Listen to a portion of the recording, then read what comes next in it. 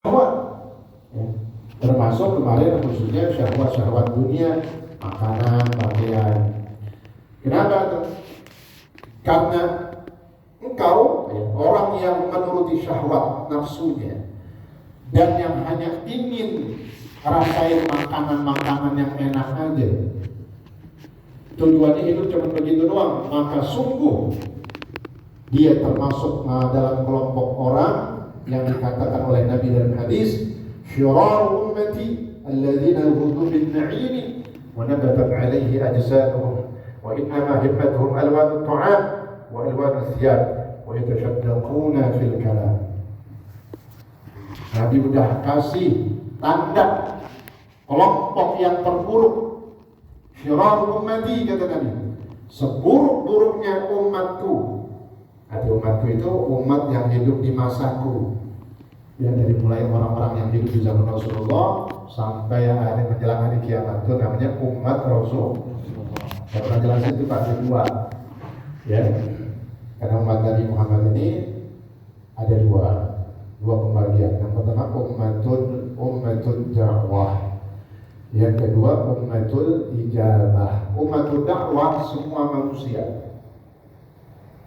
Ya, yang muslimnya, yang kafirnya, yang hidup di masa Rasulullah sampai terus zaman setelahnya sampai menjelang hari kiamat, semuanya adalah umat dakwah, termasuk orang kafir. Apa artinya?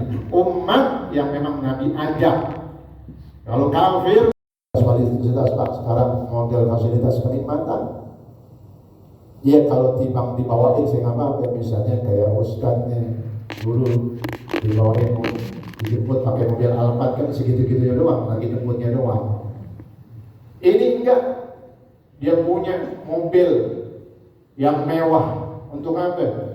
Untuk supaya nikmat hidupnya, makannya, pakaiannya, semuanya.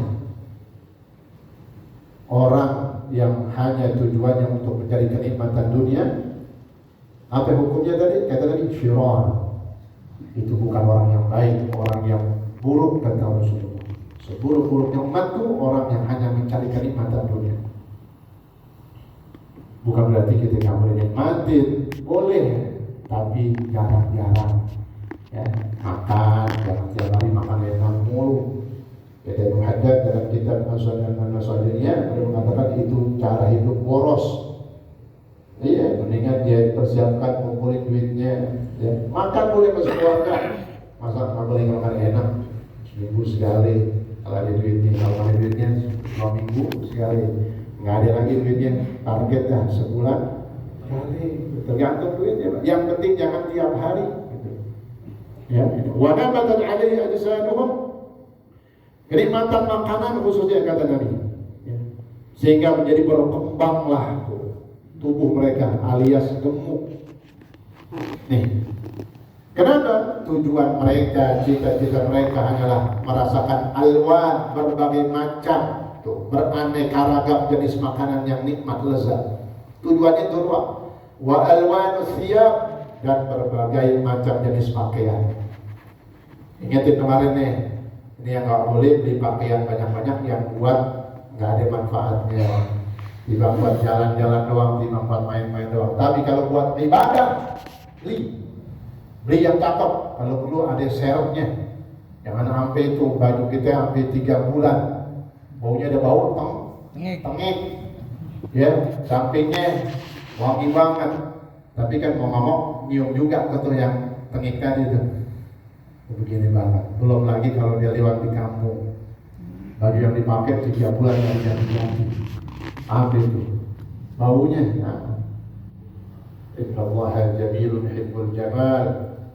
Ya, Nabi mencintai wangi-wangi. Allah baik, indah, bagus. Kalau kita ngaku umat Rasulullah harus wangi, Pak. Harus wangi kita. Makanya disuruh tuh, ya. Tapi kalau buat kenikmatan ibadah silahkan. Beli pakaian kain.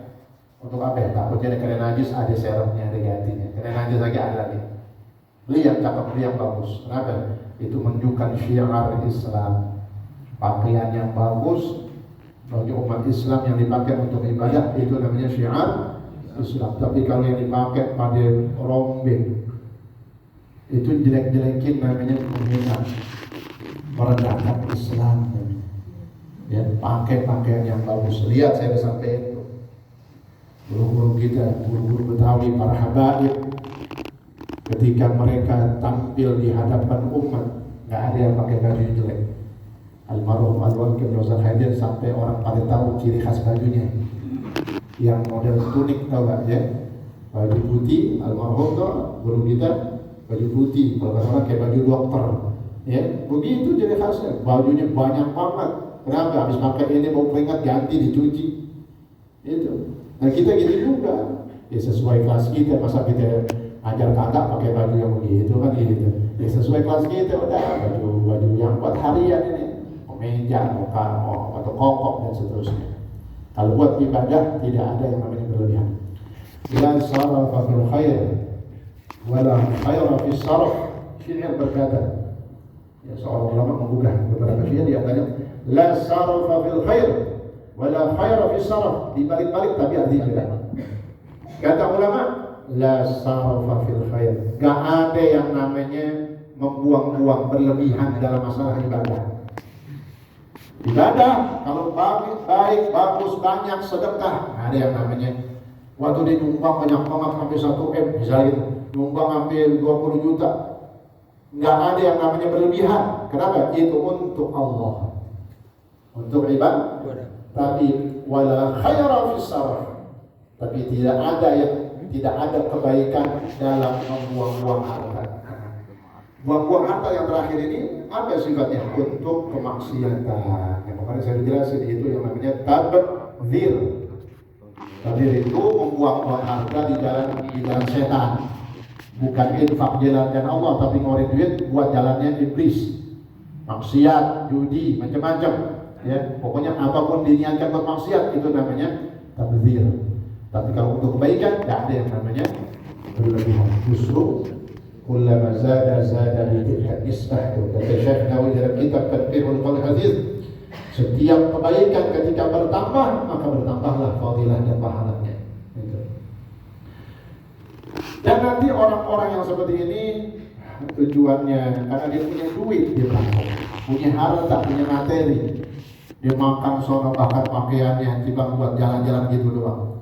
Wa yatashaddaquna fil kalam, dia akan sombong, dia akan semau-maunya dalam berkata. Ya, itu istilah katanya, duit gue, mobil gue, baju gue, atau urusan lo, itu bukan orang benar kalau ngomong gitu. Ya. Kalau dia belajar tentang